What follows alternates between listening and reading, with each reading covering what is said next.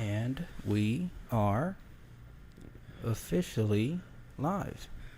Nice. What's up, dudes? Welcome back. Well, not welcome back. Actually, welcome to the freaking first episode of the newly and improved. First? Yeah, dude, first episode. Okay. Yeah, this is the Normal Sucks podcast where anything normal kind of blows. So we bring on people who do things that are above average and extraordinary. And I'm super excited about today for two reasons. One, my buddy Zach in Phase Wave, shout out Phase Wave, Zach Stickler, and the boys. They were playing a show tonight. Probably not going to make it because we're going to have a dope podcast right here. But they're playing one of the first shows since the whole COVID lockdown, so that's pretty exciting. But today, Randy, bro, Trevor, Man, this Corona's tastes we fucking have a delicious. pretty freaking special guest today, dude. I appreciate it. If I do say so myself, one of my really good friends. I've been able to grow super close to Trevor over the last year or so. He is a coworker of mine. See, Trevor is, and we're gonna go more into his story here in just a moment. But Trevor is actually a pretty normal person. It's a friend of mine. Like, we literally just got drinks and 5 points the other day. But we have an extraordinary story, and I think that's something that's super worth talking about. Trevor just graduated from UNF. Probably like a year ago, right? Yeah, December 19th of 2019, right? December of 2019. Yep, awesome. So just graduated from UNF with a degree in Interdisciplinary studies. interdisciplinary If you know, you know. studies. If you know, you know. And this year, Trevor made $135,000 right out of college, okay, at the age of 25. The crazy thing about this story is what Trevor went through over the last 4 years, specifically this year, which we'll get into. It's a great story, and what it took to make that kind of money after getting his degree out of college, and actually not even using his degree to make that money. So we're gonna dive right into it. Trevor, I'm super excited for having you on the podcast, dude. Thanks for coming and hanging out.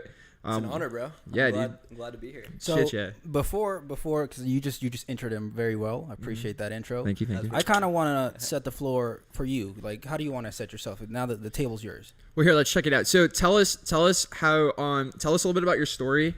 Obviously, the company you work for, like what you do right now. You can guys kind of take it from the beginning and tell us kind of some of the preface that led up to you making $135K this year as a 25-year-old, graduate right out of college. Yeah, so, I work for a company called Vivint.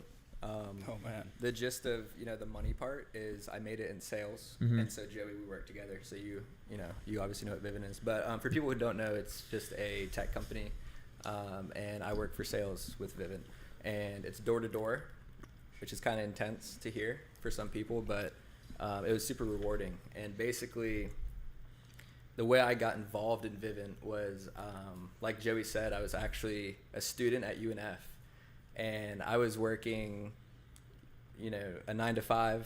I was working at a hospital. I was doing some crazy jobs in between. And through my fraternity, a guy named Isaac came in. And he was actually an SAE at USF, which is in Tampa. And so he came in and he, basically it was like an internship kind of deal.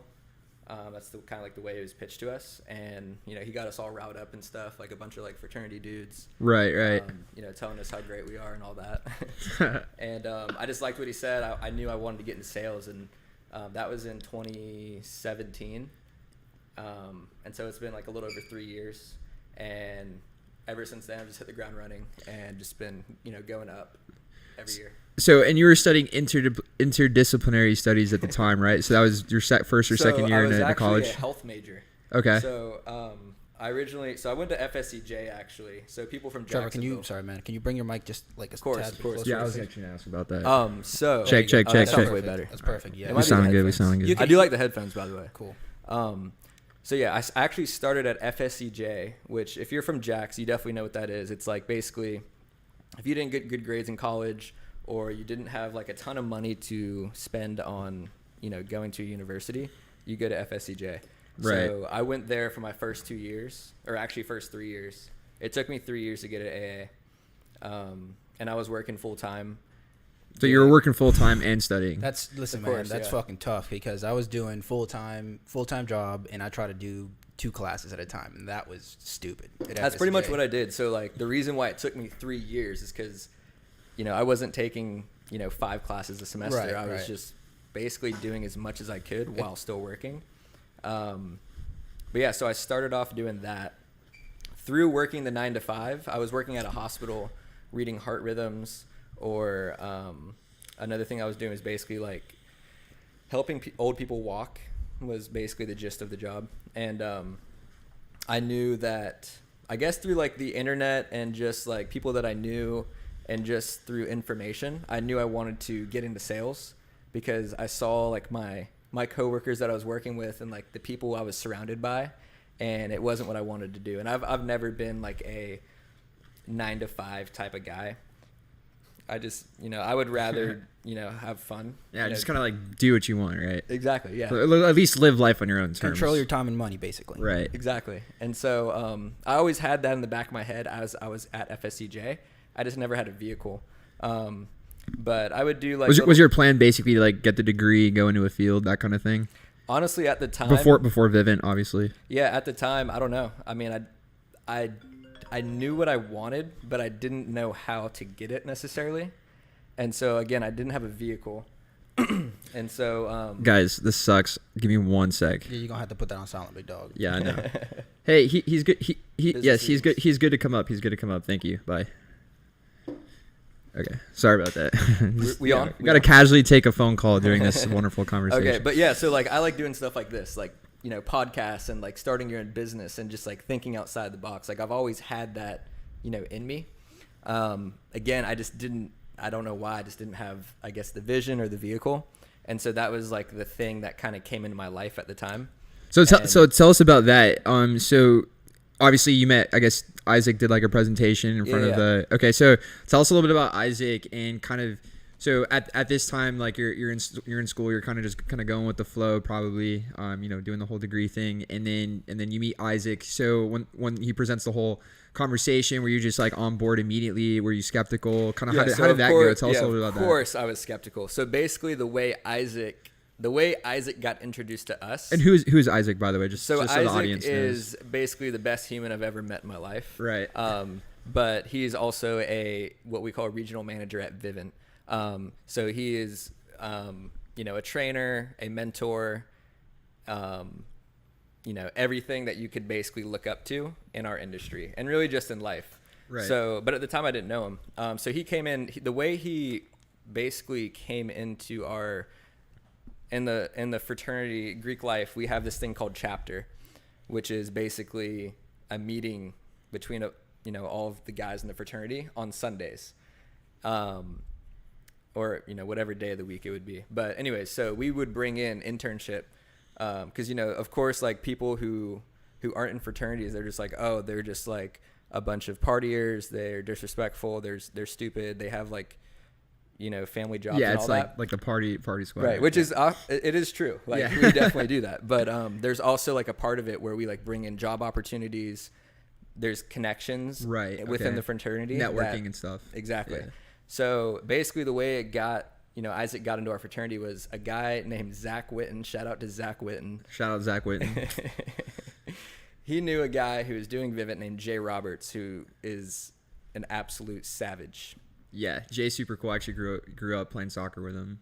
He's an absolute savage. Yeah. So he knew him, who was doing really well at Vivint. He was kind of like the first guy to really like do something significant with it. And like he really did open the door for Jacksonville, in my opinion. Right. That's facts. So he knew Zach. Jay knew Zach. He hit Zach up to get into the fraternity. Lo and behold, Isaac was like in the same fraternity but at a different school back in the day. So it was like, oh my gosh, that's perfect. Bring him in. So he brought him in, and they did this whole thing in front of us, and just the atmosphere at the moment was just like everyone was just like, oh my gosh, like let's go, like let's do this thing. He was like, yeah, we'll like move to Houston, which was like crazy at the time. Like I had not really traveled a lot, so like going to Houston, Texas was just like, holy crap, like that's like a big deal, Right. Well, like so you went to Houston, and around the time you met Isaac, so okay, you get like, I mean, you're in college, right? You have like your fast track, or not your fast track, but you're on trajectory to do the degree thing, right? So like get the degree and then do the thing after. So when Isaac comes in and he presents this opportunity, so it's like, I feel like a lot of people are skeptical of new opportunities. So kind of what were some things at first that made you skeptical? Why were you skeptical? And then how did like you and Isaac build that relationship to where you actually started doing Vivint? And you literally, you can tell us a little bit about what it was like, just kind of like moving to a completely different state at some point. But kind of how did, what were some of the skepticisms, and how did that come and together? so you guys worked together. This is when you went to Houston as well, or is that you went to Houston in? This was 2017. So I was so 2016. you've been was doing my this, first year. okay? Yeah. So I thought didn't you do started after you 2017. graduated. Sorry. Yeah. Okay, got So it. Yeah. he did the year after I first did Vivint. Okay, gotcha. Yeah. So as far as Vivint goes, what was your question again? Yeah, so obviously you're in college and you're doing the thing, right? And then you got your frat boys in the so place. as far as what like, were some skepticisms that came up, and like why were you a little skeptical? As a person? Because that's one thing I definitely want to get out is like, part of the reason why I actually want to even do stuff like this is because I want to tell people that were like me, like, tell them what my mindset was and what I was thinking, because I know there's people out there right now that are just like, dude, like I'm doing all these things that are like supposedly like the right way, but like nothing's happening, right? Or I have no vehicle, so yeah, just kind of like stuck almost. Exactly. Or maybe like even no vision for the future, like where do I go, right? Right. Yeah. So I was, I had that in my mind for probably about 2 years of just looking for an opportunity to maximize it. Like that's what I was basically like in my head, like I need an opportunity, I need a vehicle. And you were how old at this time? I was 21. Okay. 21 or 22. It was 2017. So yeah, so basically as far as when they initially presented it, I'm kind of like a laydown. So like, that term. You're pretty easily sold. Like, yeah. Dude, if you get me hyped up on something, like, right. I'm in. Okay. But, I was just skeptical because it's like, obviously people are like, there's like naysayers. So like other guys are just like, that heard the same thing that I heard. They're just like, oh dude, like it's stupid as what, and like you can curse, bro. It's stupid as fuck. Dog. Yeah, stupid as fuck. It's a ripoff. There's no filter on this podcast. It's shit's uncensored, cool, like unfiltered, sweet, and sweet. for some of us, uncircumcised. Yeah. Okay, cool. Yeah. Let's go. Okay. Let's anyways, talk about that. I think that sounds more exciting. Circumcision. So it's a very important topic, especially with the political climate of today. So, anyways, we'll get back to that. That'll be towards like halfway. That's a very important topic. We'll get there. But yeah, so obviously there's like the naysayers. So what were some of the things the naysayers were saying? What were the skepticisms? Typical stuff, and it's not even that. Like, oh, dude, it sounds like a pyramid scheme or something. Yeah, just not even like putting any thought into it. It's more them. Yeah. Than it is what they're talking about. They're just like, oh dude, like fuck that, like it's not gonna work, it's stupid, it's a scam, I would never do that, whatever you can think of at the time. Right. And these are kids who I guess I valued their opinion, but I also knew it's like, well, what have you done, right, what have you done that's significant that I would even yeah, what credibility do you even have to like say that that's a stupid idea, right? Exactly. You're yeah right. And so that's how I've always thought like that. And so I went out with one friend who was my friend Chris, and so we went out and it was very intense, and we really didn't even do anything significant out there. We more just, but I always had, I'm like, I'm gonna do this, and the way that it works is it's like a summer, so basically from May 1st until mid-August, it's like 3.5 months. You basically do this intense work schedule. So to cut you off real quick, because that we'll get into that. So just so the audience knows, so when you're listening, now over this summer, what are we doing basically? What's the job? So we're knocking doors. Knocking doors. So every day from Monday to doing Saturday. sales. Yeah, doing sales. So knocking doors, knock, knock, knock, and then like trying to sell this person an alarm system. An alarm system, right? Yeah, a smart home alarm. Okay. Cameras, it's a kind of advanced since like that first summer. It's like almost completely different now. Right. But yeah, it's true. sales. So it's like, and you're your own business. It's 100% commission. Excuse me. So Which most people can't do, by the way. Yeah, and that's like one of the most intimidating parts of it is like someone who's never ran their own business, or especially for a young kid, 100% commission. It's like you kill what you eat. or you eat what you Right, kill. right. Yeah, a lot of people need security as well. So Of course. Yeah, and how did you feel about that when you kind of like realized, okay, well, I don't get paid if I don't sell? I mean, I like that. You like that? I was like, dude, like game on. Like that's what I need. And I would rather, giving an opportunity, high risk, like say it's like, you have to work really hard, but you get more out of it, or you don't have to work hard, but you're guaranteed this less amount. I will pick the hard work, high reward 10 out of 10 times. Right. So for this occupation, it depends on the person, right? Because it could be high risk, Yeah. low reward, or high risk, high reward. Yeah. In your case scenario, right? Because you had that thrive. Exactly. And then, when you first come in, it's a little different. You're just like, all right, like I need to do everything like by the book, blah, blah, blah. You can get into the job and there'll be people who kind of have it down to a certain science that's not the best science, where they can kind of, make whatever they want to make and not, do their thing. But yeah, I've always been like, let's go, let's take this thing like as far as it can go. Right. And that's kind of the mindset I had. And like my first, summer that I went out, I really didn't do that well. I think I made like 20 grand over the summer, which is actually a lot of money. I was just about to ask kid. you. Yeah. Okay. So that first summer you made 20 grand. How long did it take to make, for you to make 20 grand that first summer? About 3.5 months. About 3.5 months. Yeah. Okay. And how many sales did you make?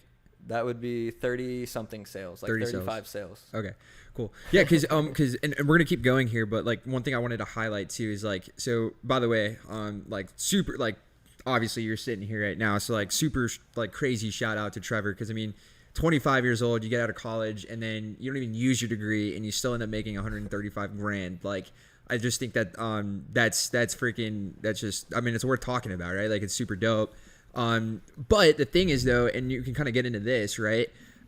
Is it wasn't like you just came out this summer and just made six figures, right? Made four times it's not what like people an make in a overnight year. success story, like, right? By any stretch of the imagination. So that first year when you were doing it, and you can take this wherever you want it, obviously. But what were some of the adversities you faced? Maybe even some like some ways you grew that first year, and how did that carry over the next 3 years?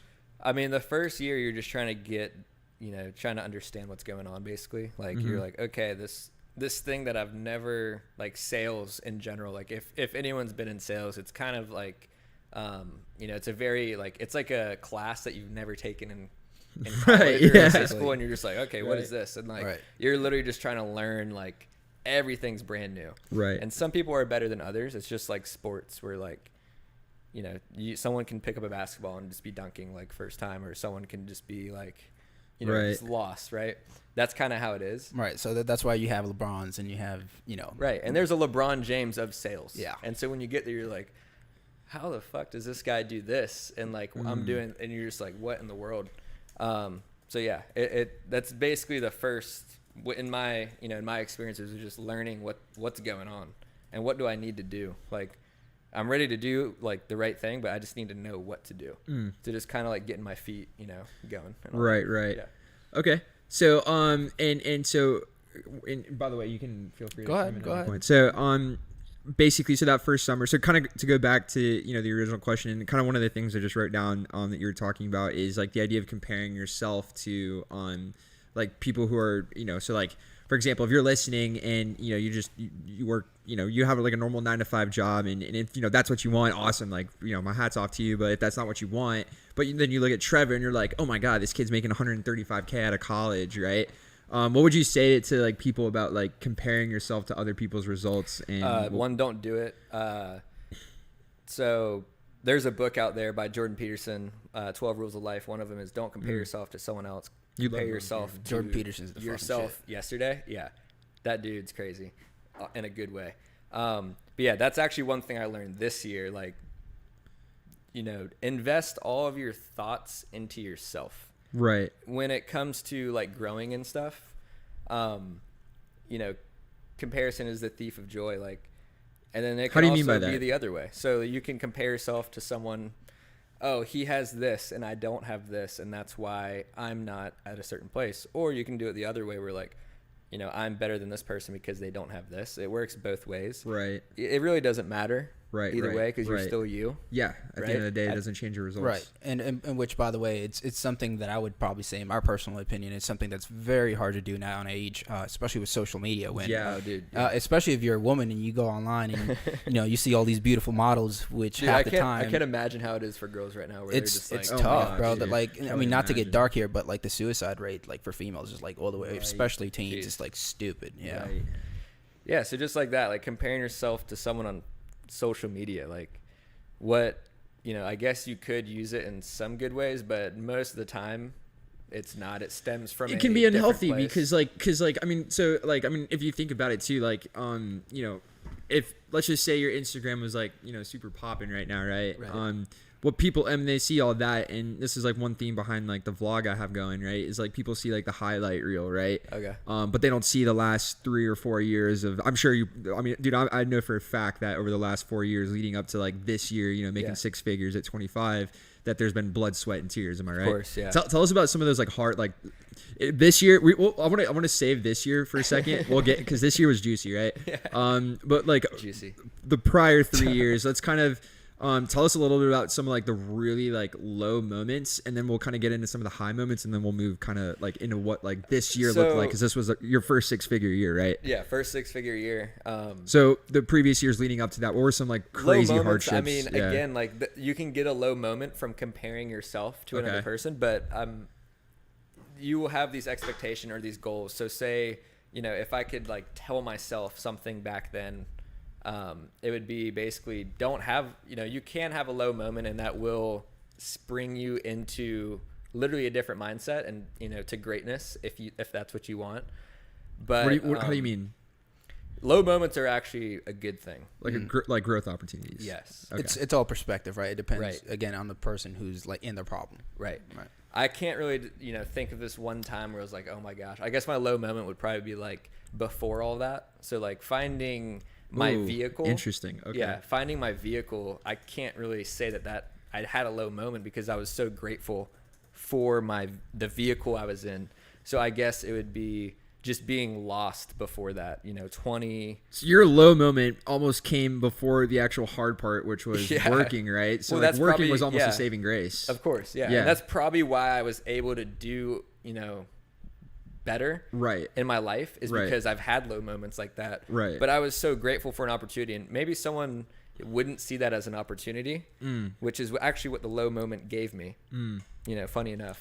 So yeah, I would just say it would be like not having direction. My low moment, and I could name a time in my life and stuff, but I don't think anyone wants to really hear that. But yeah, like sure. I mean, bro, want to get into it for a second? Everyone has. We can talk about the one this year. Okay. Or just a time, For sure. And by the way, I want to add a little bit before just slight interruption. You said a word that's very powerful, and you're grateful. And I think that's something that stops you from being in low moments. When you're grateful at all times in life, I think everything just becomes a little bit easier, just more than you fucking think. Even when you wake up, you say, I'm alive. I'm grateful. Exactly. I'm grateful for that. You feel good. That's very fucking impactful. Like, I mean, I used to be grateful for fucking nothing 2 years ago, and now I wake up, with a breath of fresh air every single day. I'm like, thank God, thank life, thank whatever the fuck. So that's what I say. Like, I can't necessarily pinpoint, like, oh, this time was my low moment. But looking back, I'm like, okay, when I had no direction, that was all bad. Like, no direction. Maybe, that was the low moment. Doing bad habits that I didn't want to have, or just, again, no direction. Like, I didn't know what I was doing, where I was going, no goals. And I would describe that as a low That's so good. point in my life. Yeah. So basically, it feels good to be on a mission now that that's the best feeling. It's like waking up with like what you need to accomplish today, and exactly. being able to actually fucking pursue that. For example, like you guys have, you're starting this podcast, episode 1. What's up? I wouldn't describe like when you guys make it in 5 years, you can look back at literally this moment right now, and I don't think you would describe it as a low moment. Like we're sitting on some casting couch vibe right now, like. Dude, we were about to name the podcast the casting couch. We weren't, but that was definitely a funny point. Yeah, yeah. Like you got cords, chilling over here, which again, Malachi it's like, just sprawled out on the couch with no clothes on. Welcome to the puck. This is like the everyone. Florida version of like doing it out of your basement, right? Yeah, so, like, yeah. I wouldn't even describe it as a low moment. Like this is like the best moment. Yeah, right. So 100%. It's hard to like pinpoint like a low moment because like when you look back, you're just like, was that actually a low moment? But yeah. Yeah. So now that first year, so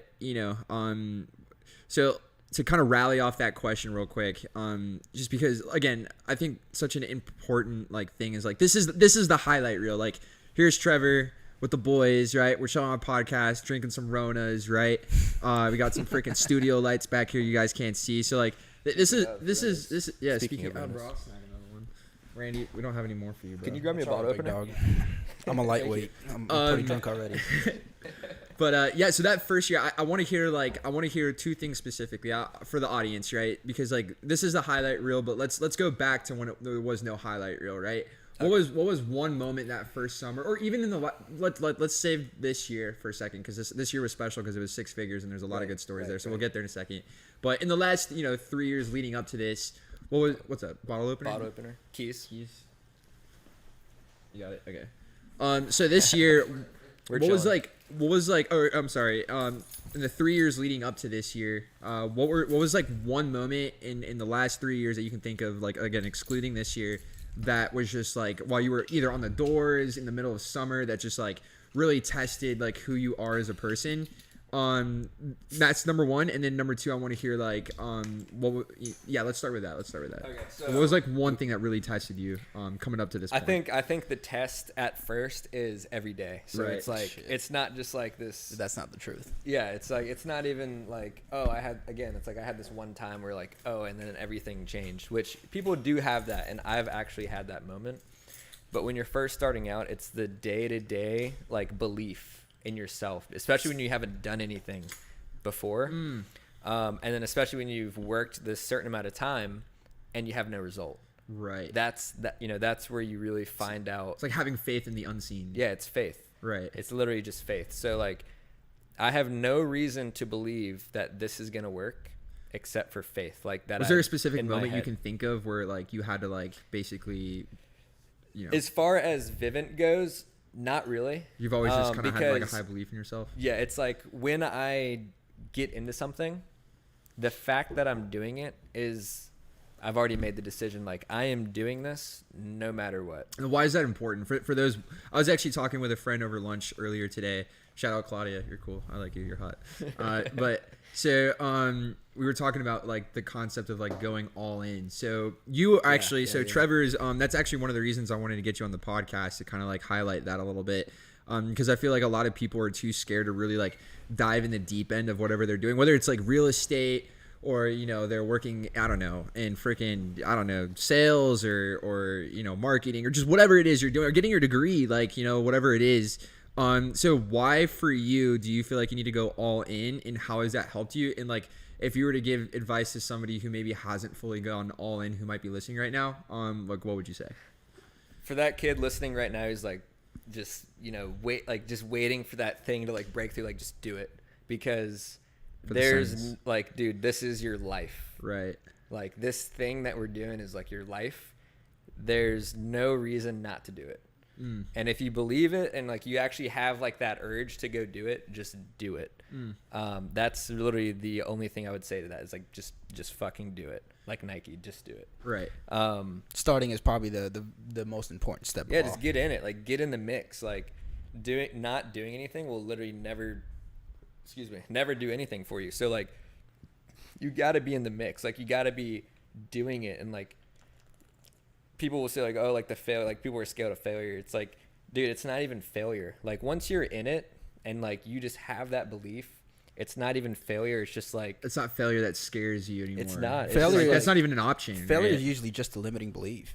Because failure is it's part of the game. It's gonna happen. It's inevitable, fun, dude. It's like, of course you're gonna fail. Like what? Yeah. Like that's part of the fun. Is like just not doing it at first and then doing better. Like over time. Like that's literally just how it works. Right. There's no other way. There's no, like, you don't just hit your peak like the second you try something. Right. And that's where you find out about yourself, and like, especially for like the young people, like there's so much more than what you can probably even imagine that you can do, and it's like you gotta find it, dude. Right. Yeah, and to piggyback off your question, because I'm sure this question really stems from what we were talking about, which really is instant gratification. People really expect that up front. And that's usually what kind of, when you hit a wall, it's like, oh shit, I just hit a wall. I was doing great. All I want is instant gratification for it to be great at all times. But unfortunately, that's just not the reality of the case, Yep. Yeah, instant gratification is definitely like a thing today. I mean, even I struggle with like instant gratification. It's always easy to just want something like right off the bat. And I think what I can relate to you on too is like when I was 18, 19, something like that, I realized, oh shit, like I can make money. And then I set out on the quest of Vivint. And then after that, I was like, yo, that was hard, right? So I was like, I might have been a little bit younger than you when I started with Vivint. Actually, probably not that much younger. But anyways, I was still going through a lot of growth. And then for about 2 years after that first year in 2016, I searched everywhere for like the easy way to make money. Right. And then what eventually, after about 2 years of trying to find the easy like little online secret formula to fucking $10,000 a month, it doesn't exist. Like, I mean, they exist. Like it's possible. Like you can make that money doing whatever it is. Yeah, especially with the internet. Like you'll see people, you're like, oh, how did this kid get big? Like he's an idiot or like whatever. It's like, I guarantee you, even the person who you think is very dumb and doesn't understand what they're doing, I guarantee you, since they were 12, 11, 13, they've been doing it. Exactly. And it wasn't like learn my secret formula. Yeah, right. Yeah, exactly. Yeah. And that's the whole thing is there's the long nights, the hard days, and also, the great nights and the great days that lead up to that moment, which I think is like worth falling in love with. And one thing I guess I've always understood that I really like, thank you. That I really like. Sounds so much better right now. Really? Yeah. Yeah. My bad, guys. Sorry. No, you sound fine this whole time, but you did just get a little bit further. But I think one thing that I can really relate to is like whatever. I think like one of the things to highlight from your story that I can relate to is like when you find the opportunity, like seize the opportunity, literally become the opportunity, because it's either you do or you die. Shoot your shot, like right. Take more opportunities. Like you don't be like, oh, is this the one, or like is it like. Dude, take more than you want to. Right. But also don't quit on something, right? Right. So like, it'll come. Like if you're looking, you will definitely find something, some vehicle, especially now. Like there's so many things you can get involved with, like podcasting. Like literally, if I was a kid watching, I would DM one of these guys right here, say, yo, like I want to get involved into podcasting, or I want to meet Trevor. Yeah, or like I want to exactly. have a whatever. Yes, just that's DM so good. and like connect, and like, dude, it's literally as simple as that would be your start. Yeah, look for the opportunity. Exactly. Like seek and you shall find, right? Boom. Cool. So I do have a question. Sure. And this pertains to goal setting. So when you first, let's say not your first year of sales. Let's say second, third year when you're, officially like warmed up and everything like that. With goal setting, how did you set your goals as far as, okay, this is the target that I have? Are you setting goals like higher than you can reach? So you can, even if you don't reach that goal, you're hitting right below it. Like how do you approach goal setting within sales itself? There's so many ways to do it. One is, I think you got to work backwards from your goal. So you set your goal, in sales or whatever it is, we can talk about sales because that's kind of, how I did it as far as money goes. You kind of, what I do is work backwards. So I'm like, okay, in Vivint terms. So like, okay, 200 sales is a goal, right? Cool. So that means I need to do this many a week. Cool. So if I need this many sales a week, that means I need to do this many a day. Okay, a little bit left to your mic. There you go. This many a day. Oh, that sounds way better. Yeah, there you go. And then from there, you can basically break it down hour by hour or day by day. So I need to, in order to sell this many a week, I need to work this many days. In order to, do this in a day, I need to work this many hours. And then you can literally go as minuscule as to when you wake up in the morning. I need to wake up at this time to do this, to then go to this, and then So I would say working backwards, and definitely do something that scares you. It sounds kind of cliche, but you gotta break out of your comfort zone. That's the only way to expand. Yeah. If you don't break out of your comfort zone, it's not even worth it. So I think to rally on that, exactly. If you don't break out of your comfort zone, it's not even worth it because you're not going to get anywhere really. Like it's literally not worth it. Comfort zone is basically complacency and death, Exactly. right? So, Yeah. But to kind of like rally off what you were saying, you know, I guess if you're listening to this, like what Trevor understands really well, and the reason he sounds one of the factors that play into like why he's at where he's at right now. Hype me up. Is having like a super clear vision for exactly what it is you're trying to accomplish, like numbers wise, how that you know, equates financially, and then breaking it down to like, okay, if I really actually want to see this result, I need to do this every single week, and in order to do this every single week, I need to do this every single day. And another thing is like that's how I started. So like you start with something as simple as like, okay, I'm looking for something. Okay, I found a vehicle.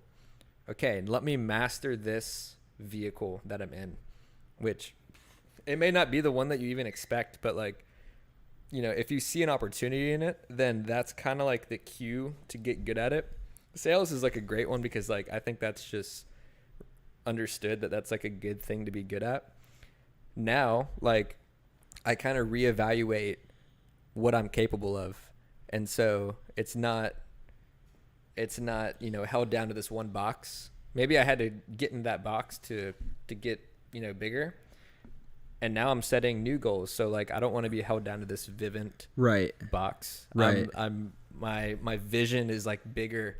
I have more confidence in what I can do. Like I know I will do so much more than like, I'm not like peaking right now. Right. Like I'm right. Not, you're like, oh shit. Like, yo, I was able to achieve all this so far and go through all this, you know, what else is on the plate? We used to say, and like back in the day, we're like, oh, this guy's peaking right now. He's doing this, you know, this crazy thing.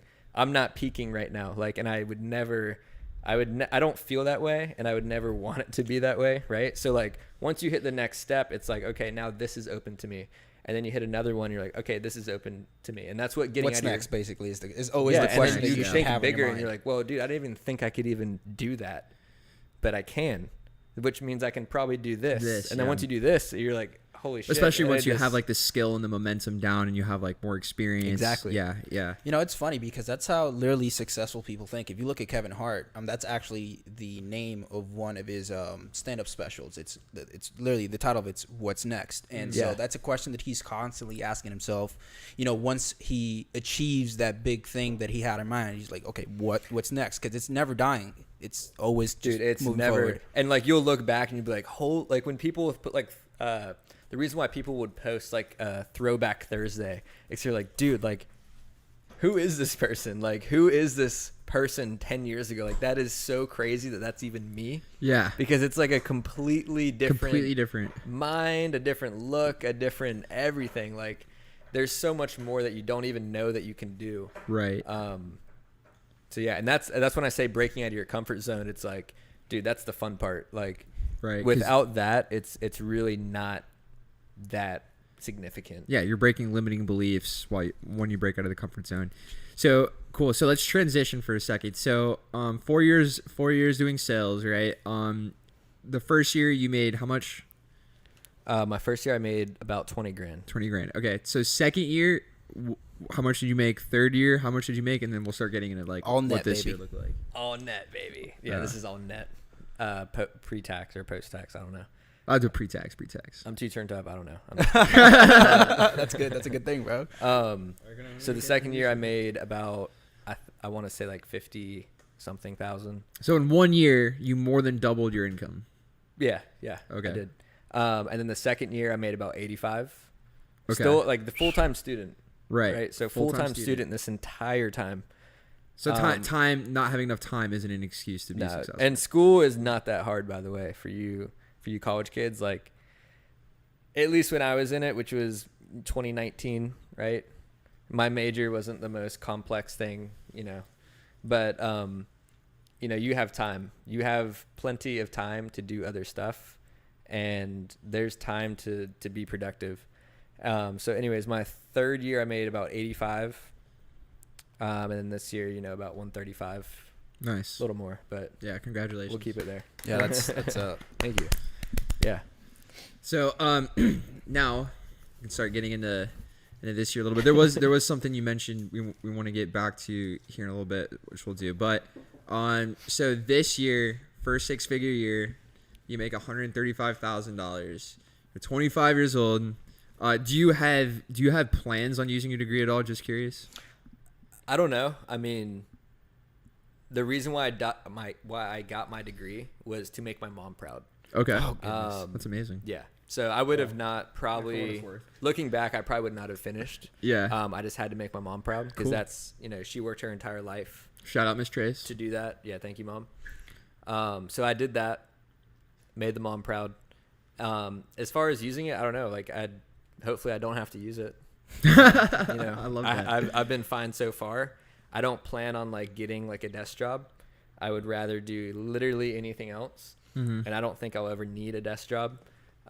Because again, like once you hit certain things, you just start seeing like and thinking different. You're like, dude, like there's so many different ways to win. Right. And the point of having a job, like a 9-to-5, is just money, essentially. Yeah. Of course, there's like a passion behind it, but my passion isn't behind. What would someone have to? A lot of 9-to-5s. Yeah, right. What would someone have to pay you to work a 9-to-5 job? A lot of money. A lot of money. A lot of money. It would have to be a lot of money, and it just depends on what it is. That would matter more. Yeah.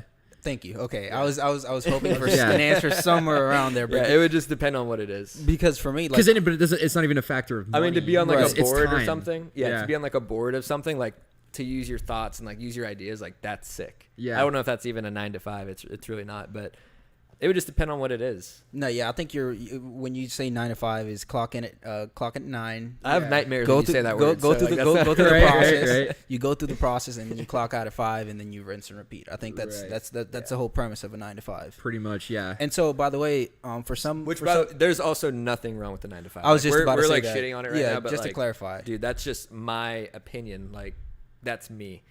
There's nothing wrong with 9-to-5s. Nothing.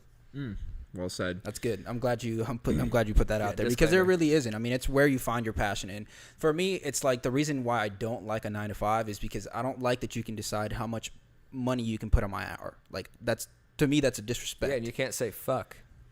You can't say fuck. Just whenever you want. I'll say fuck. Crazy story, and I won't go too deep into it because Trevor's got the spotlight. But when I worked for a corporate company back in the day, and I remember I asked for a raise. Actually, when I got fired, I worked there for about 1.5 years or 2. I got fired eventually. I wasn't like outrageous or anything. I don't think the VP really liked me very much. No, I think she was just you know what, never mind, because exactly. Let me shut the fuck up. No problem. So I got fired, but before I got fired, I actually asked for a raise, like 50 cents, $1, right? Like crazy. It just blows my mind to even think about that now, right? I actually got fired getting paid 50 cents below where I started, right? And when I asked for the raise, the answer to like me requesting that, or like, dude, honestly, I didn't even care about the raise. I just wanted to do something more important, right, than just like be irrelevant almost, just kind of like somebody sitting somewhere doing something when asked, right? I wanted to have like more creative flexibility. But when I asked for that, she showed me a chart and she was like, okay, these are people who get what you are asking for, and this is the value they bring to the market based off credentials and credibility and degrees and stuff, right?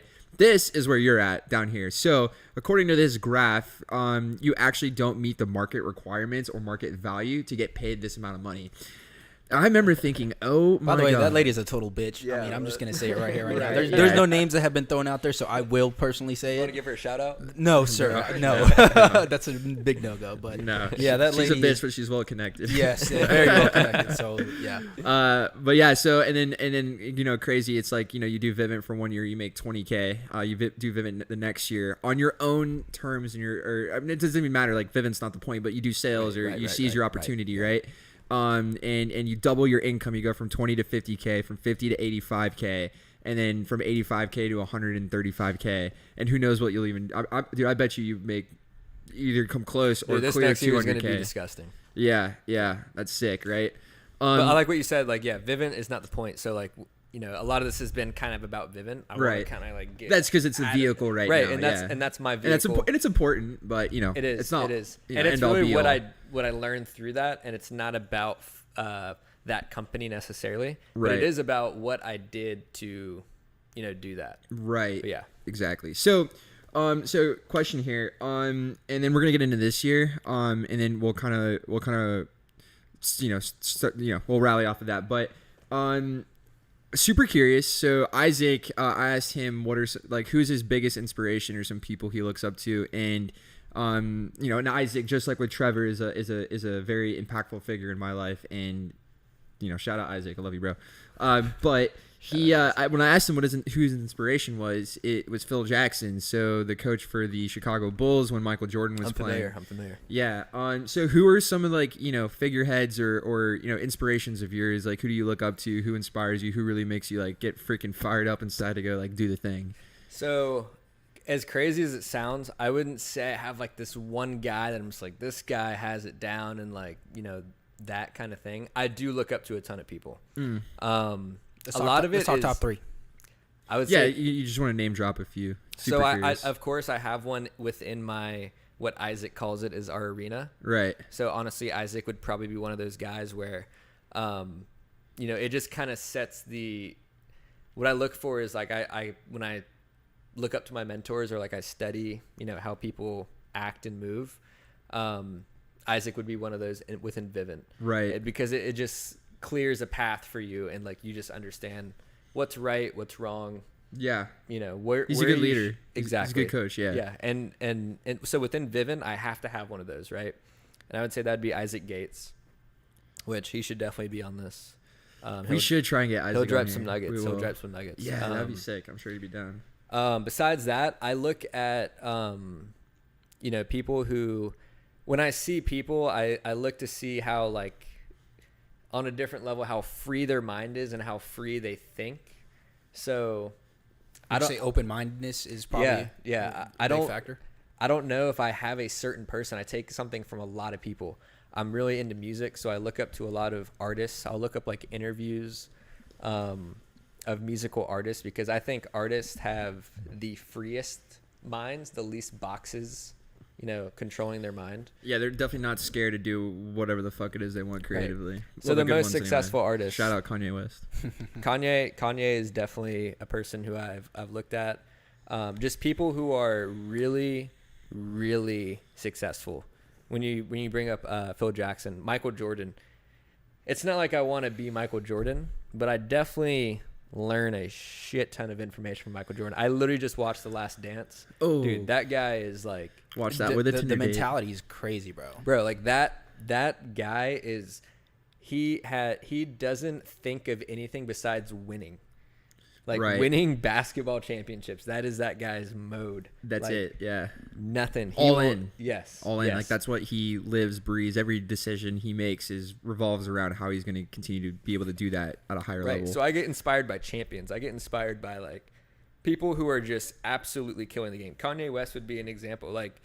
There's so many things that you could pick about that guy, but there's also, you know, I only see the inspiration, I guess. Nice, yeah. You know, people Me who too. are just at the top of their game in any industry, you can learn something from them. And constantly evolving too, you know, they're course. constantly growing, constantly changing. Yeah, and the good thing about that is, I mean, as far as a perspective on that is, because you really can't be the next Michael Jordan, because Michael Jordan is just Michael Jordan, right? Exactly. However, Well, he gonna be the next Trevor motherfucking Trace. right, dog. the thing is that you can be is the next you, right? And I think that's Exactly. very important, and it goes back to, you know, not comparing yourself to other people. You can learn from other people, however, Yeah. you don't want to be like other people, just Exactly. because you are your own person. And it's about using inspiration. So Right. seeing someone like Michael Jordan, and not it's really about just being oh, he's this and he had this and I don't have this. It's really about, dude, look at that guy's mindset. I can apply that to whatever I'm doing, whether it's his energy, getting up in the morning, whether it's his leadership, whether it's how high he jumps off the ground, whether it's his jump shot, whatever it may be. You can take something from that guy. He's done so much. You can learn something from him. You can learn something from every winner. Yeah, and the thing is, a lot of people would say, like some of these successful people, like if you look at, let's say, Michael Jordan, Steve Jobs, they'll say they're tyrants because of the way that they handled their mentality. Yeah. When in all reality, that's just not the case. It's not. They're just bosses. They have control of their own mentality, their own view of the world, and their own perspective, and they're self-aware. I think that's the biggest thing. They know what they want. Yeah. And once you know what you want, it actually makes it a lot easier because you're like, all right, this is what I'm doing. Yeah, Like, self-awareness is probably super important. If you don't have any self-awareness, I think you need to start finding some, honestly. Exactly. And so to put it into sports is such a black and white thing. It's like, okay, you're playing this game. Your goal is to win a championship. Right. And the better you are at this sport, which you've been playing your entire life, everyone knows there's rules that you have to follow. It's very simplified. Not that it's like not significant, but it's very obvious what you have to do. Applying that to real life or business is a little more, there's more variables. Right. And so, but getting that mindset to go that hard. So like finding your direction, like I was saying before, is super important, and it's significant as well. So what would you say to someone? So let's just talk about sales specifically, but really this question can be applicable to any opportunity, whether it's sales or this or that or whatever. What would you say to someone who says something like, let's just say, you know what, hey man, you're trying to get from point A to point B, like you're here, your goal, maybe like, and we'll get into this in a second, but like one of your aspirations is to, dive into like the creative field of like music or something. That's something that you mentioned that you were passionate about to a certain degree. So, so let's just say somebody wants to, somebody wants to be a musician, right? But they're at point A, and reality is, in the society we live in, you need to make money, right? So you come to this person and you present to them an opportunity, right? A sales opportunity in this situation, but they say something along the lines of, this isn't for me, or sales isn't for me, or whatever. What would you say to someone who has that kind of like mentality or that mindset when presented with whatever opportunity? I would just say, or how would you say? But yeah, go ahead. So be careful with like the conclusions that you come to, because especially if you're young, chances are you don't know what hard work is, and people are probably talking in their head right now, oh, this, whatever, he doesn't think I've done this or this or this. Dude, there's so much more that you can do. So someone who, I would basically just ask them, I'd be like, so what is your dream? Okay, music. I want to do this, this, and this in music. Okay, but they're saying, okay, I need money though. Or what do you need? Really, what, at the end of the day, do you really need money to make music? If that is the case, if you're going to make it in music, you're willing to do anything it takes. So like doing a job that will make you money is actually not even, in my mind, that wouldn't even be a significant thing. Like, you'd just be like, yeah, like I need to do this for my music. Like I would do anything to succeed in music. So whatever it takes, like that's at the end of the day, it's like, yeah, I'm down. Let's do it. I'm doing whatever it takes. And that's really the mindset someone would have to have, is just like no excuses. We had this thing in summer. I got it. Dive into this. I got it from my friend Ryan Rice. Shout out Ryan Rice. Shout out to Ryan Rice. So it's from the book The Art of War, and what it means is basically no out. So like when, I guess the way the book, I haven't read the book, which I'm actually probably gonna download it on Audible after this, but in The Art of War, if you're attacking an enemy and, you're surrounding them, basically, you want to give them an out. So if you give them no outs, so like say like just envision this, there's an army coming here and there's a cliff, or whatever, like a canyon that they can't get out of. They have no outs. So they're going to have to fight for their life. Yeah. Right. Which will make them better. Right. If you give them an out, like a little like passageway, like, a little thing that like people can like walk through, they're going to take it. So the way that you apply that is like in The Art of War, you always want to, if you want to give your enemy an out, but you never want to give yourself an out. So an out might be, in our case, like, oh, like I don't want to, I'm lazy, or I don't want to work, or I don't think this is a good idea, or my mom said this, or like my grandma died a month ago, and that's why I'm not doing this. Whatever your out is, you can think of a million of them, right? But yeah, just don't give yourself any outs, because when you stop giving yourself outs, there's no other option, and it makes you reach your full potential. Yeah, it's like you got it. It's like either you do or you die. It's like you either make it happen or you don't. It just speeds up the process too. It's Right. like when you give yourself outs, you may make a little bit of progress, but it's just gonna delay your success at the end of the day. Yeah, Right. and so we can say now it's probably just for translation, it's like a rationalization, basically. An excuse. Yeah. Rationalization, yeah, excuse. So perfect transition into this summer. So how did let's get into this summer. What were some, because we can be as specific or as unspecific as you want. Reality is normal sucks, so we just keep it uncensored around here, because censorship is normal to me, and that's fucked, right? But so you shared a lot with me. It sounds like there was several times this summer, several adversities that were very specific to this year. Not only one, COVID, but COVID, Shout out moving COVID. around. Shout out COVID, fuck you, eat dicks. But also two, relationships, even work relationships, that kind of thing. So this year, kind of dive into what this year looked like. First 6-figure year, some of the things you conquered and overcame, and keep it raw and keep it real. I encourage you. So also, the first thing I'll say about this year is, without the adversities, I would not be where I am today. right.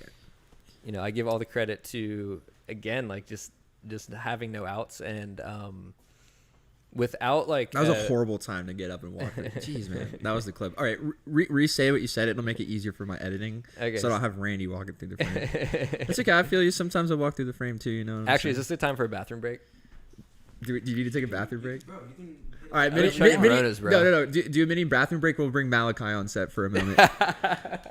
Malachi, take over for a second. Yeah. I had to fix that lighting, bro. That shit was bothering me the whole time. Is it? Yeah, dude, it's fucking That's bothering me. I mean, it wasn't bad, but like I wanted to be better. Yeah.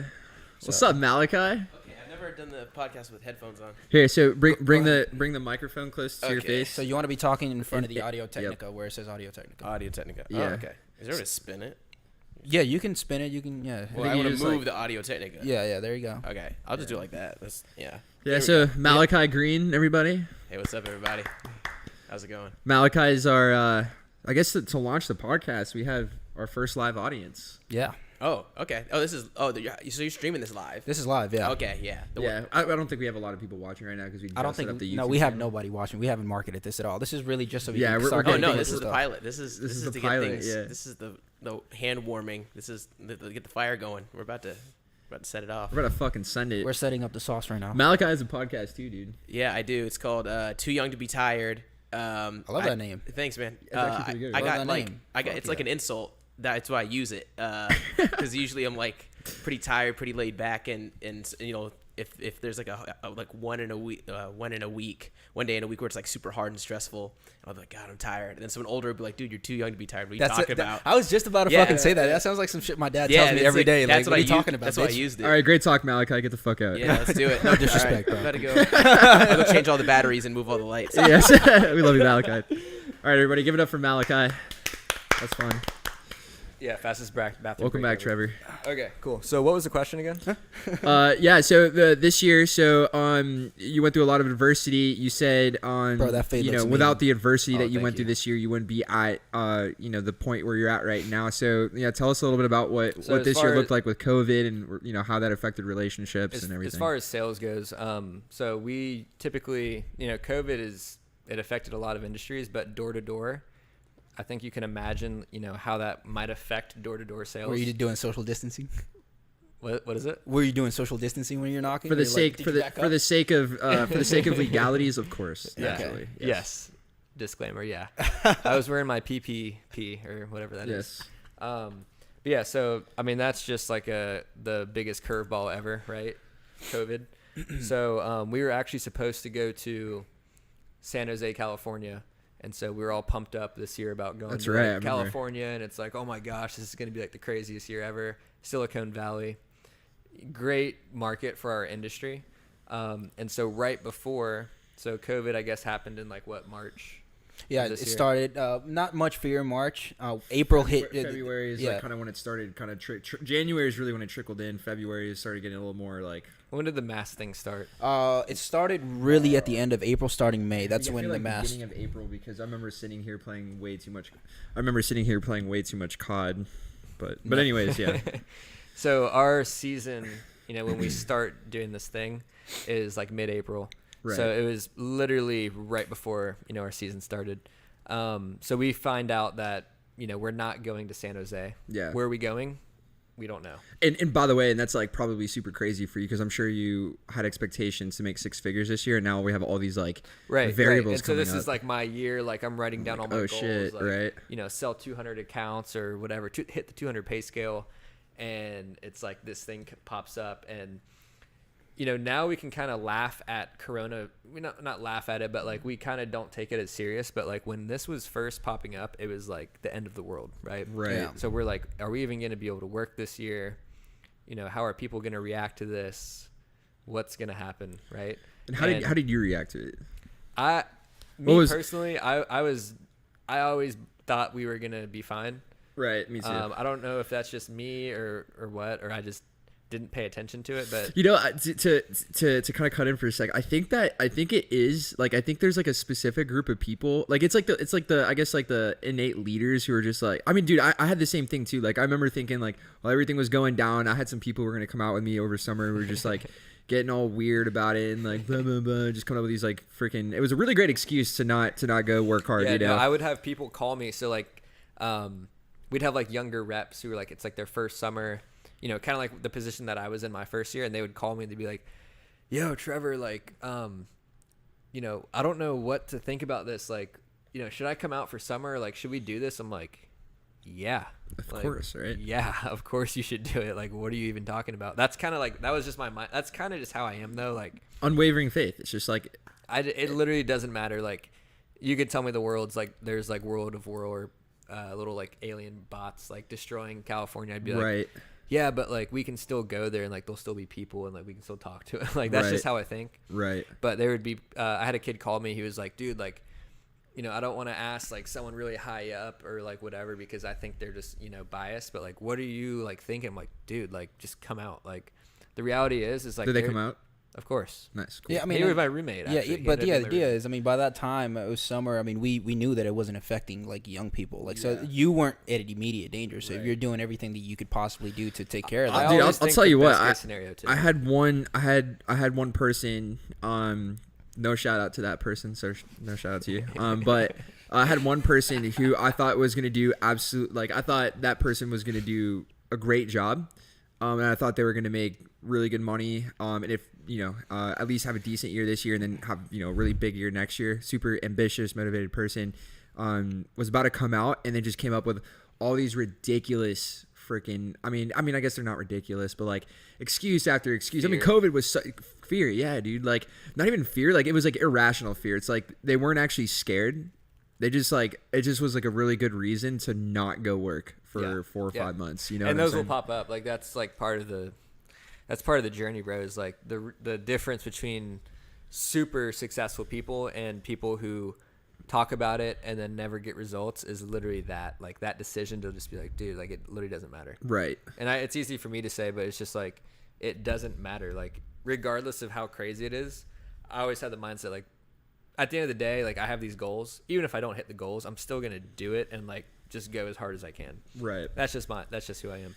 But yeah, so that was like the biggest curveball was just COVID. So we basically end up getting moved to Iowa City, which I've never been to Iowa. I've never really met anyone from Iowa. I don't even know what Iowa's about. But we went from basically going to California. We were like doing all this, finding apartments, drawing these areas to go work in.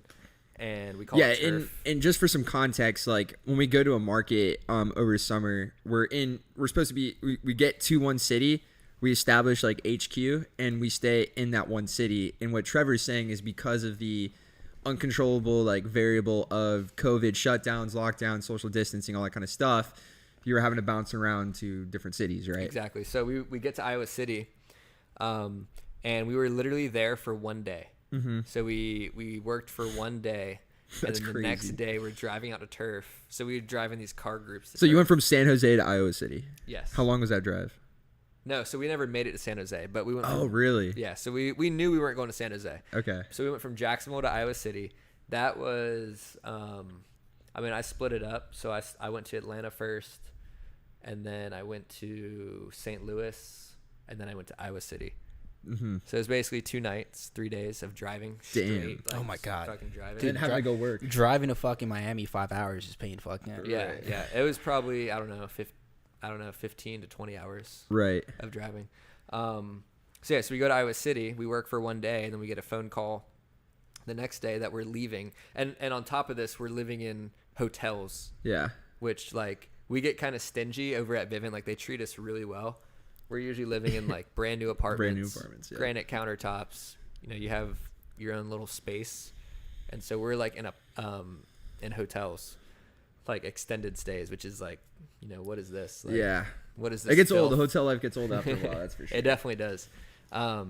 So after that, we moved to, literally one day, we moved to this place in Illinois. I don't even remember. I think it was called, like, Peoria or, like, Bloomington, one of the two. And we get to Illinois, and I had never worn a mask because, like, Florida, we don't really care about anything. Yeah, definitely. So we get to true. Illinois, and they were like, you have to wear a mask. I'm like, what? Like, it sounds crazy saying now, but I'm like, what? You have to wear a mask? What? Like, to walk into a gas station, you have to wear a mask on your face. And I'm just, I have a video on my Snapchat of, like, me just like, yo, like, what am I doing right now? I'm wearing a mask in a gas station. You have to wear these. So then we go to Illinois, and, like, we don't have permits or anything to be selling, and we're just, like, doing all this, you know, we're getting, like, not arrested, but, like, detained. Like, some people are getting detained because we don't have permits. PPE, there's people freaking out about COVID, and it's, like, not going well at all.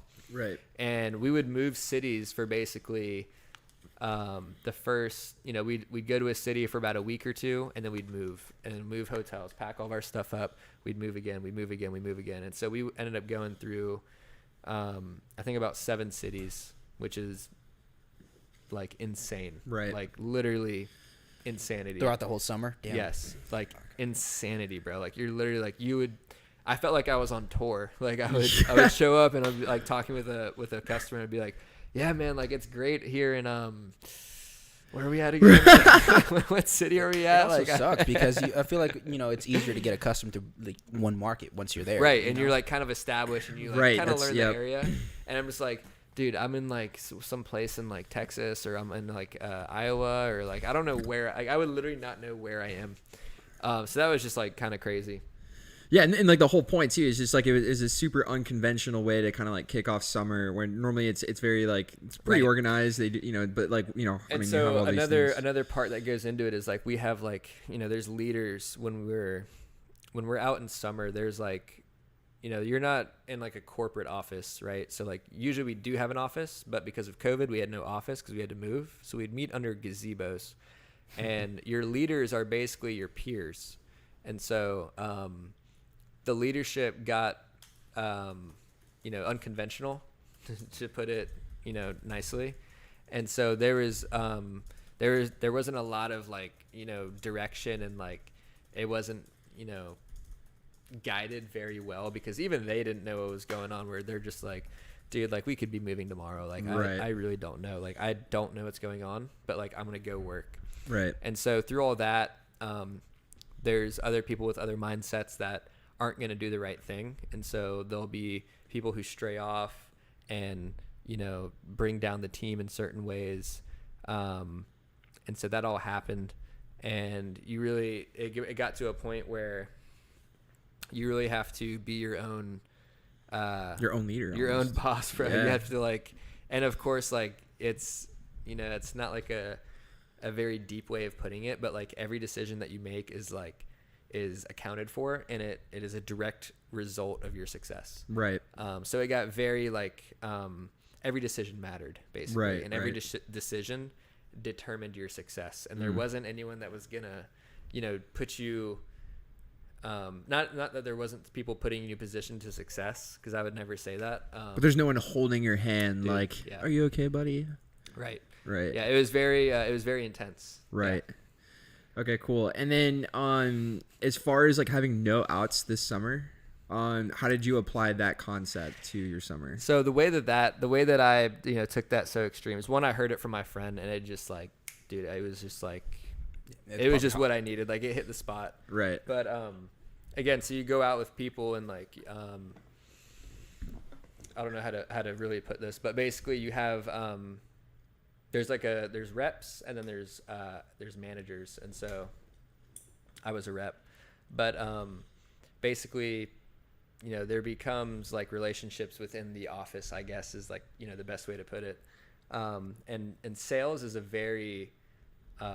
very psychological, and the job is hard enough as it is, and basically throughout this entire thing, again, people kind of, I guess the best way to put it is, through all the struggle, you really find out who people are, right? And people who you trust, and people who you've done stuff for and put a lot of energy into.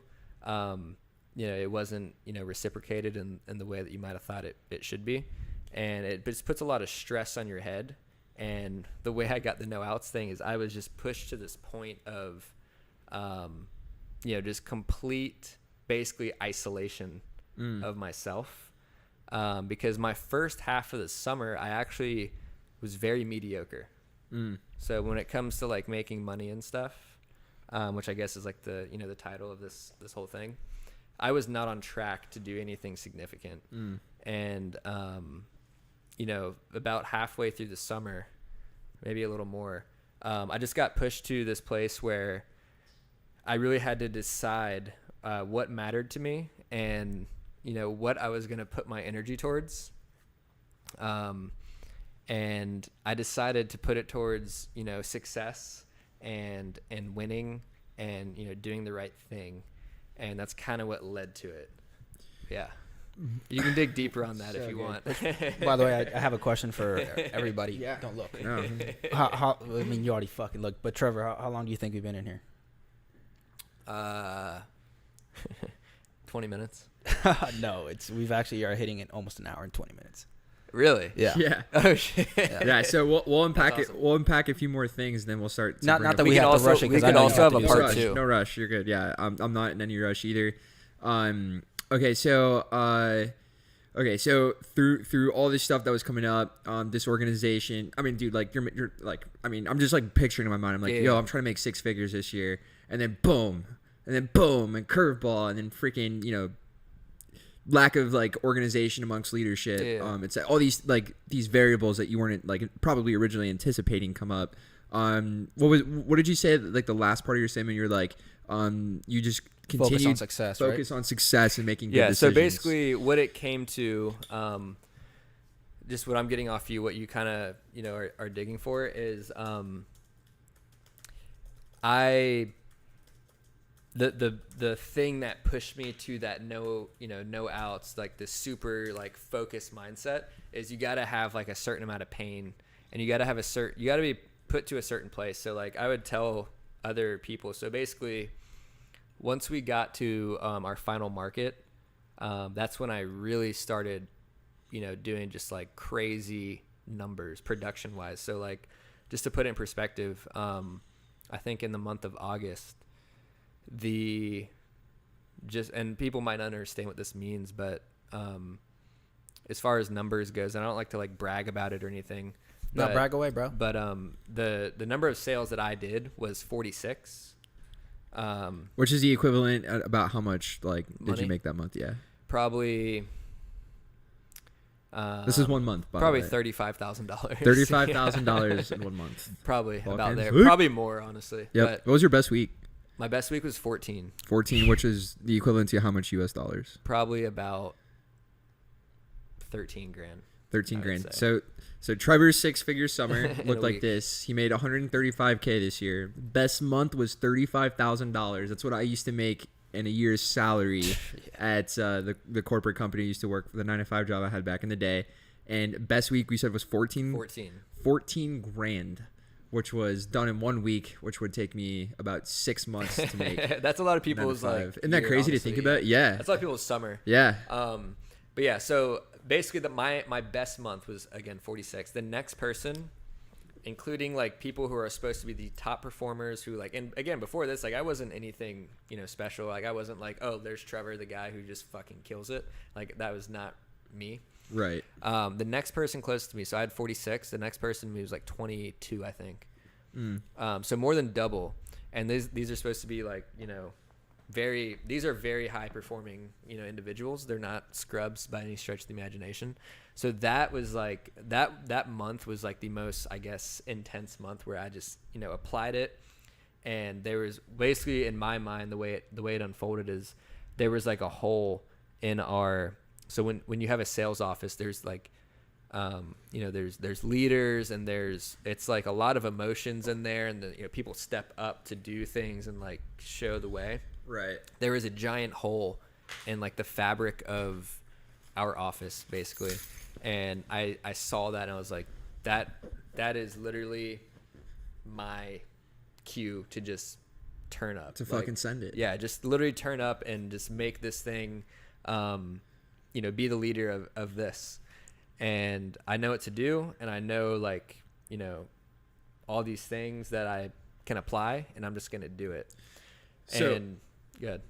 No, you Good. Okay. So in that process of like kind of recognizing that window of opportunity, like, okay, things are getting weird. Like this is my time to step up. Yeah. You mentioned staying focused on success and continuing to make good decisions. So, as far as your personal routine or your life as far as your personal routine or like your life at that point, like you're working every single day, what are some things that kind of kept you mentally focused routine wise? What did that look like? And what are some decisions you continue to make consistently? So again, when I say like my first half of the summer was not good, I got to the point. So if we talk about like low points, I did have a low point in the summer where I was like, I didn't, I wasn't having the results that I wanted.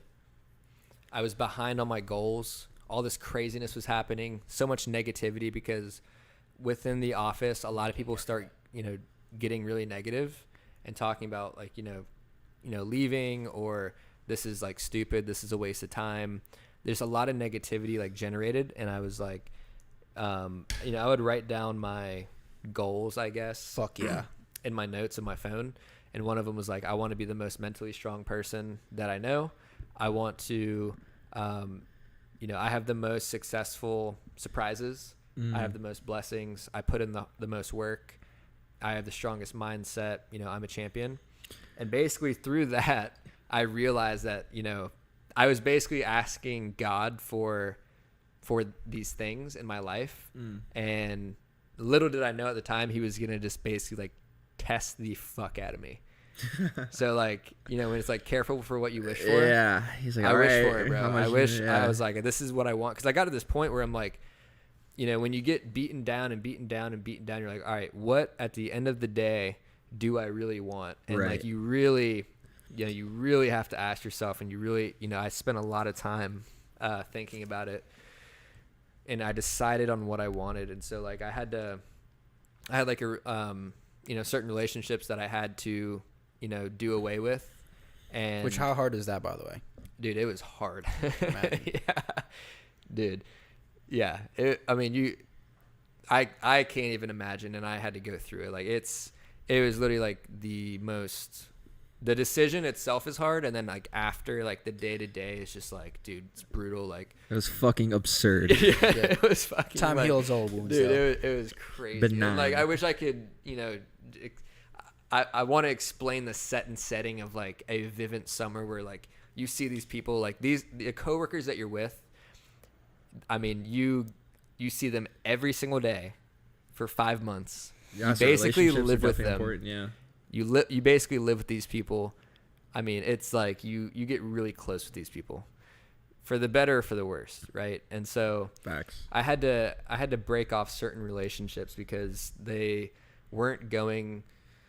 They were going one way. I had other goals and aspirations. And I don't judge anyone for like what they want to do. Like I just had to, again, focus on myself and like, this is what I want. This is what I need. And I got to focus on this. Like, I got to handle myself first before I can do anything else. It's you have to be selfish to be selfless. Yeah, you do. And so I made that decision. And so through that, other relationships formed, we'll say. And so, you know, there were like girls involved and stuff. And I don't want to like, you know, mention any names. It's actually not even worth mentioning a name. Shit. But, Fired. you know, that you can imagine like when you do that, it kind of creates its own little monster. And again, when I say like I prayed to be like the most mentally strong person on the team, you know, I got tested, you know, every day. Yeah, and I think it's cool. I think it's cool that when I asked you that question, and when you were saying you were writing down like what it is you were like trying to accomplish, like you didn't even really like in that, you know, I want to be the most mentally strong person, et cetera, et cetera. You didn't even really mention like it wasn't about a number to you. It wasn't about money. It was about who you were trying to become through the process of achieving. The numbers were out the door because again, like the numbers I almost had to throw out the door because it's like I'm not going to hit these anyways. That's kind of like the place where I was at. And I guess I didn't think that, you know, at the bottom of my heart, but I was like, it's not about that anymore. Now it's just about we're so off track. Like it's so fucked right now that I just got to focus on like making it right from here on. And this is what I got to do. Right. No more distractions, no more. And again, when you're out there, it's like, you know, there's no one telling you like what to do or like what's right, what's wrong. So you got to, you know, if there's, you know, drinking available, drugs available, any bad decision that you can really imagine available, you know, it's there. And so I had to just focus on what I wanted. And so through that, you know, this whole other reality grew next to me. And that is part of the reason why I made a decision. I stuck with it, right? I stuck to my guns. And I started, you know, doing really well in that moment. Like as soon as I made that decision, I really just popped off. And that's honestly what I attribute a lot of my success to is the struggle and the craziness of it all and the adversity. That's really what kind of propelled me. And if you want to go into more details, just ask me questions. Got anything? Yeah. So, okay. So, cause, from your summer, especially what you like described to me when we got sushi that one time, basically schedule and just like normal structure to daily summer life was kind of pretty much out the window, or at least for the first half of summer, it sounds like. Oh, yeah. But 100%. One thing you brought up to me that I thought was super impressive, which I think would be cool to kind of expand on a little bit, is how disciplined you are with your routine. And that's something like I had a good summer too. I had my best year financially. I had some big weeks, some big days, and big months. But that was one thing I felt like I really, you know, got value from hearing you talk about was a little bit about your routine and how you, like the mindset you had about how important it was to stay disciplined to that. So number one, what was your routine? What were some things you did every single day consistently? Or, you know, for the most part, whatever, you know, but what were some parts of that? And then what was your mindset towards like how important that was to you? So the routine is everything. I mean, without a routine, you can't really get much done if we're being honest, but right. My routine, and like the, you know, the best parts were, I mean, I kept my routine the entire time, but, I woke up at 7:30 every day, no matter what. Right. And then I immediately journaled. So the first thing I did, I actually had my routine written down, and I said, so wake up at 7:30, drink water, and then journal. So my friend Brian, shout out to Brian. I know he's on the gram. That's super simple. Yeah. Yeah. Wake up at 7:30, drink water, journal. Yeah. Okay. And continue. So before I do anything, I journal. I don't look at Instagram. That's literally fucking great. I mean, just to back off of that, that's literally what I do. As soon as I wake up, what I do is I grab my little journal. It's like a little leather journal, and every page is every day, basically. Yeah. And so I write my goals for what I'm going to do that exact day. And I mean, for me personally, because I'm also in sales, that helped me out massively. It's like if I don't write this stuff down, it's like I almost have no accountability to myself. Yeah, and so I have this app called 5 Minute Journal, and this guy Brian turned it on to me. He got it from this program. He's from LA, and so he got it from this program called MIT. MIT, is it MIT?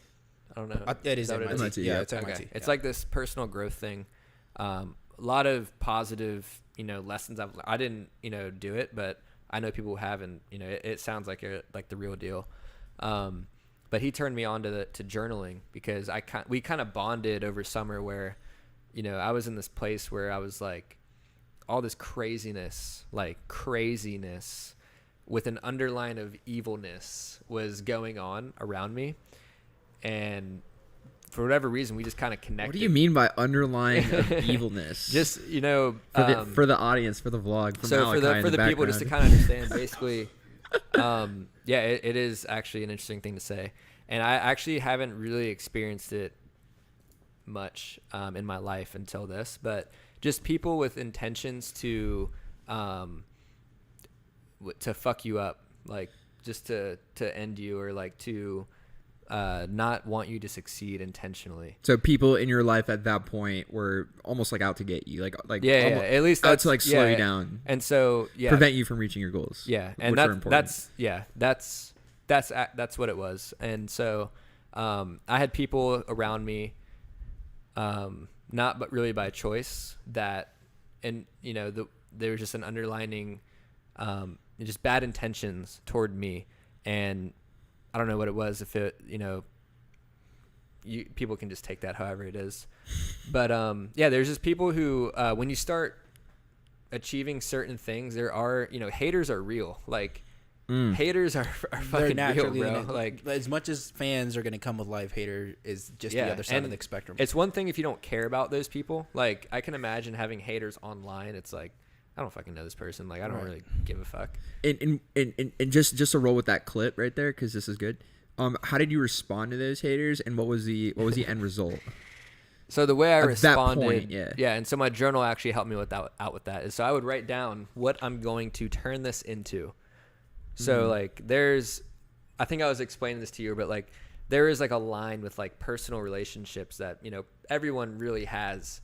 And again, like, in summer, just to give it context, you're around these people every day. There's no choice of it. That's how it is for 5 months. So there's like, everyone has like a personal line, that is there. Once it's crossed, like, it's like, it's really hard to get close to that line. Yeah. And like, if you hit the line, it's like, whoa, like, watch yourself. The line got crossed by like nothing I've ever seen before. Wow, right. Okay. And so, as Trump would say, like, nothing we've ever seen. Like nothing. But the line was crossed, every day, basically. Further every day. But I would literally write in my journal like, I'm going to turn this into success, like beautiful success. I'm going to get better from this. And it really made me dig deep on myself. Like, I'm going to find out who I am. Like, it's going to push me to that level. So this is kind of exciting. And I was able to block it out of entering my mind of like, I could have very easily, start to shut down, fallen off. Got knocked off, or, really just gotten, shoved into the ground basically. But I didn't. And so basically it actually was the best 2 months of my life, in as far as business goes, which is, pretty crazy.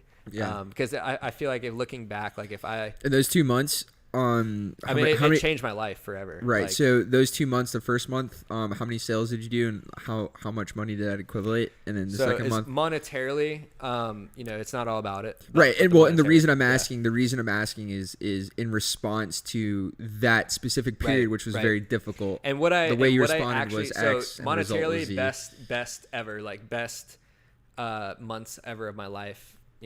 Zero question. Like, I can't even compare it because it's not even comparable. It's like just by far the best every single month. But what I bring with me is like the lessons that I learned, and like the mindset that I gained, and the person who I became. Like, I literally would not be sitting here right now, like talking about this if I didn't do what I did, in my mind. Like, the butterfly effect's a bitch, dude. Like, literally, it changed the course of my life. Like, I wouldn't be here right now if I didn't respond the way I did. Right. Which is kind of crazy. Like, moments like this is where you can actually like reflect on it. But yeah, it is pretty crazy. Yeah, I had someone shout out Luke Hessler, my guy, super cool dude. Big dog. He would always say, I don't know if he coined the quote, but he would always say is like those moments when you feel pain and when you feel like it's getting hard, like in those like small moments in life, it's like that's your opportunity that's a chance to grow. Yeah. That's like the growth opportunity, but how you respond to it is what makes all the difference. So if you back down, it's like, I mean, what doesn't kill you, doesn't always make you stronger, but in this case could actually make you weaker. But and you know what it sounds like is you took those opportunities and you were like aware, you're like, I see what's happening right now. Yes. Now there's 2 ways I can go about doing this, right? Yeah. And you fucking sent it. I fucking sent it full knuckles right there. Full send, bro. Full send.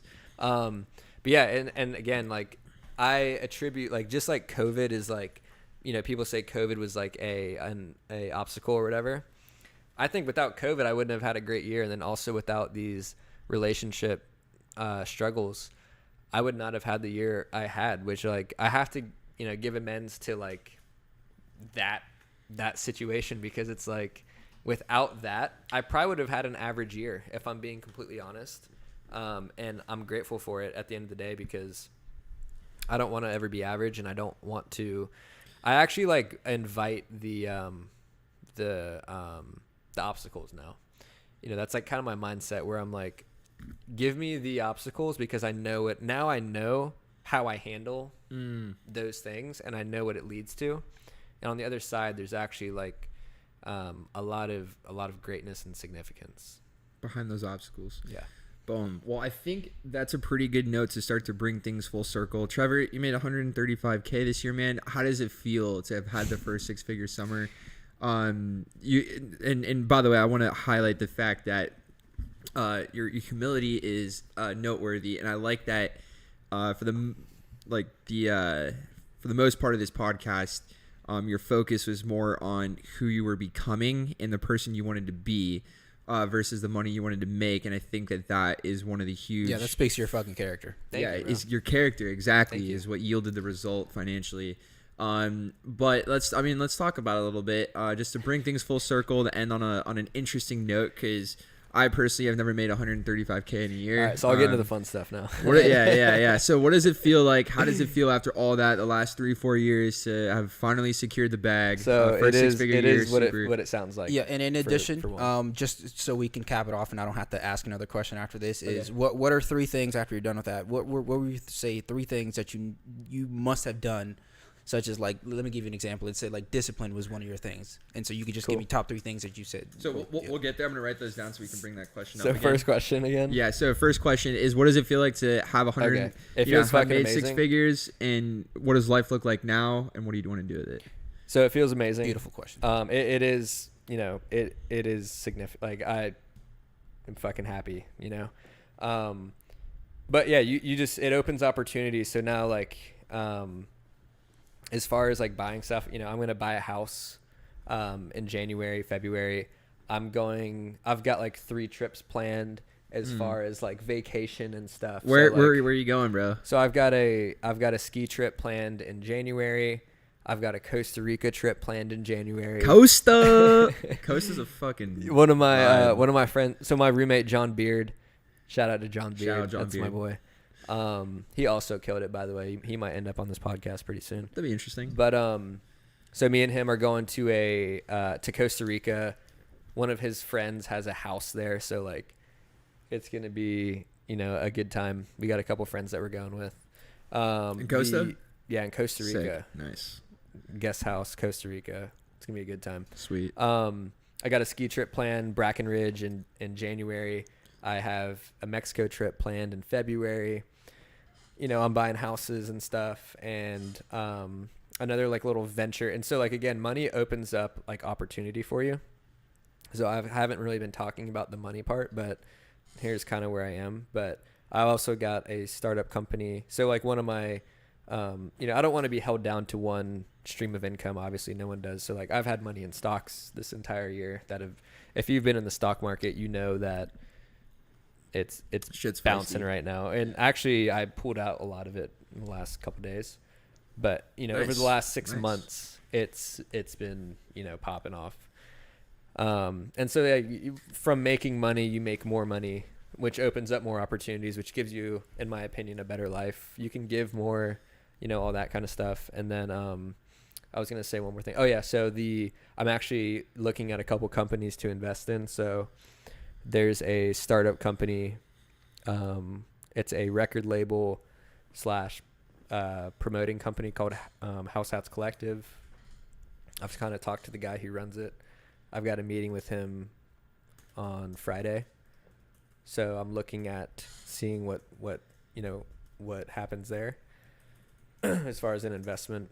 And yeah, dude, it just gives you more opportunity. It gives you more security.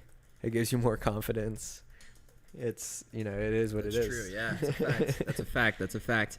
And then to bring it full circle, I think this would be a good note to end things on. Randy's question, and I wrote it down. I can go ahead and ask it. Yeah. So basically, throughout this whole journey, in a journey where you seek success, as far as character go, what are 3 good characteristics that you must have in order to succeed? Especially knowing, as far as the stuff that you went through. Like I said, a good example for me is discipline. So what would be that for you? Discipline is definitely one of them, and that's actually really hard to achieve. I would say, so discipline is similar to faith, where it's just like you just believe and you do it no matter what. I would just say, having faith in yourself, and that sounds so freaking cliche. Like, it sounds like I don't even want to say that. That's how I literally don't even like when I say that, but you will be tested, and you will have to find that part of yourself where like you actually do believe in yourself. You can actually probably get away with it for a little bit, but you will eventually go to the point where you have to have that, where you actually do believe in yourself down to the deepest core, where if everything fell apart, every person who supported you didn't support you. And if every person who supported you or who you, did it for, basically turned on you or didn't believe in you, you would still do it. Without that, you won't achieve, the highest levels of what you want to achieve. And then the last one, I would just say, good habits. Boom. That's fuck yeah. Yeah, just love it. Again, like good habits it's not easy, by the way. But if you have good habits, me and my friends have this. I was talking to my friend the other day. I was like basically, if you don't do drugs, if you don't get addicted to drugs or alcohol, you're pretty much going to be successful. Yeah. Like, what else are you going to do, right? Yeah, bro, some nose beers for the boys, right? Yeah, so just, have good habits. And it's not just like drugs and stuff, like, because anything could really become in general, anything that's not like drugs is just like the funny one to make fun of, but right. Like, dude, there's so many bad habits you can have. It's not serving your goal. Exactly. And keeping that goal in mind, writing down your goals. Like Joey writes down his goals. I see it in his bathroom. I see his, his goal board and stuff. That stuff works. Journaling, which is these are all good examples of good habits. I'm pretty chilling with good people. Absolutely. Like these guys Randy's right okay. He's average. Like these guys, like I'm just excited to be around these guys right now because they're doing stuff and like this is awesome. So awesome, cool. To bring it full circle, probably close things off here. Do you have Trevor? So do you have anything else you want to add? Dude, by the way, amazing podcast. That was an hour and 40 minutes of incredible content. So we'll have a good time chopping it up. But before we kind of close things out, Randy, do you have anything to add? And then Trevor, do you have anything? So Randy, you have anything to add? I mean, I personally don't have it. I do want to outro this bitch, but okay, yeah. But no, you can go ahead if there is anything that you want to add. I'll give Trevor a thing and I'll let you outro. Yeah, I'll outro it. Yeah. Yeah. So do you have anything? Like, is there anything else? The only thing I would add is that whenever people are watching this, I don't know when that will be. Whether it's next week. Soon which enough. is probably when it'll come out, or I mean, this is all tomorrow. live. This is all live. People can watch this right now. It'll be live. Shit, we'll start promoting it probably the next day. Yeah. Okay. Whether you watch this today or you watch this in 5 years, I just want to say to the kid who is in the position where he's looking for substance out of this, go for whatever you're looking for, and you can do it from Jacksonville. You can do it from nothing. You can do it as long as you have that idea. Like if you're watching this podcast, you got it. Like you already got it. So yeah, just keep going, and just having that mindset will take you places you've never that it will take you. So yeah, just talking to that kid watching it right now. Boom. 2025. What's up, bro?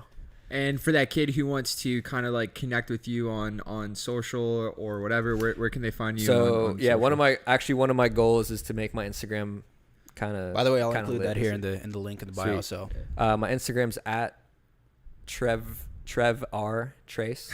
So TREVR Trace. Follow me on Instagram, and that's the only thing that's relevant. Nice. Just follow that. Shit, yeah. So plug at Trevor Trace. Ding. Follow me on Instagram and then DM me if you want to talk to me.